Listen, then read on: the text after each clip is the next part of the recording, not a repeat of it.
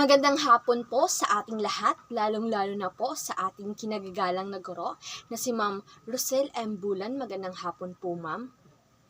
Tapos na ngang talakayin ni Binibining Oropesa ang mga uri ng nobela na kung saan meron itong 6 na uri.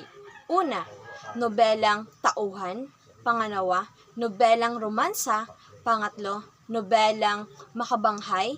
Pang-apat, nobelang panlipunan. Panglima, nobelang kasaysayan. At panghuli, nobelang pagbabago.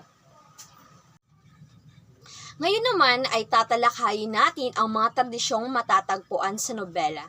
Napakahalaga na ang ating nobelang babasahin ay nagtataglay ng mga ito.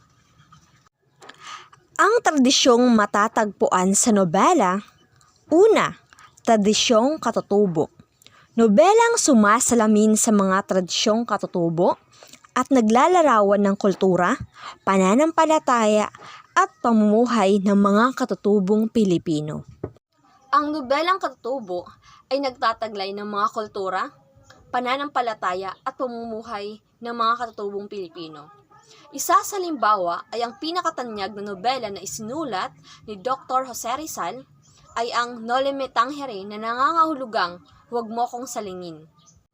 Ang Noli Me Tangere ay sumasalamin sa nakaraan at gabay sa kasalukuyan, na kung saan ang nobelang ito ay makikitaan natin ng nobelang katutubo. Dahil ang nobelang ito ay pinapahayag at naglalaman ito ng mga pinagdaraanan ng ating mga ninuno noong panahon ng Kastila, noong tayo ay sinakop nito at marami tayong mga pinagdaan ng hirap, sakit, hilakbo sa panahong ito. Kaya't napakaganda na mabasa ninyo ang nobela dahil ito ay naglalaman ng ating mga nakaraan, mga masasalimuot na karanasan sa panahon ng Kastila. Pangalawa, tradisyong realismo. Ang nobela ay isang estilo ng pagsusulat na naglalayong masusing ilarawan ang totoong buhay at ang mga pangyayari sa pang-araw-araw na buhay. Binibigyang diin ng realismo ang katotohanan, representasyon ng mga karakter, sitwasyon at kaganapan. Ang tradisyong realismo ay isa sa tanyag na halimbawa nito ay ang Banaag at Sikat ni Lopica Santos. Ang Banaag ay nangangahulugang silip at ang Sikat ay nangangahulugang liwanag. Ang nobelang ito ay umiikot sa istorya ng diskriminasyon sa lipunan, na kung saan makikita sa nobela ang realidad ng mga dinaraanan ng mga tao sa araw-araw, na kung saan ang mga mahirap ay nagkakaroon ng diskriminasyon sa mga mayayaman.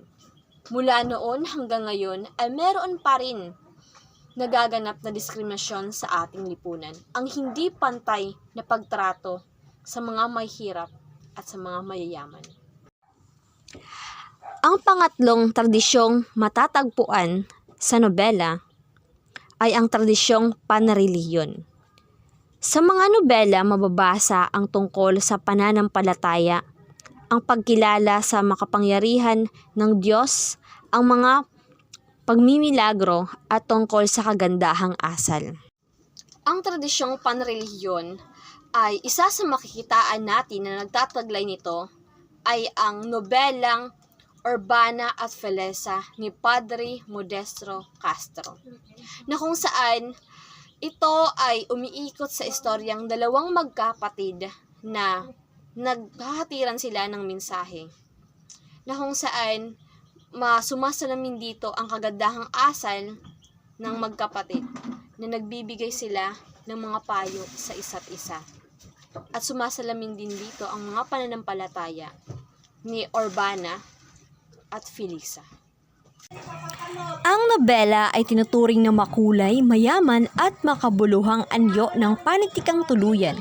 Binubuo ito ng mga yugto na nagsasalaysay ng mga kawing-kawing na pangyayari ng buhay ng mga tao na bukod sa nagbibigay aliw ay nagpapakilos at pumupukaw sa damdamin ng kamalayan ng mga mambabasa.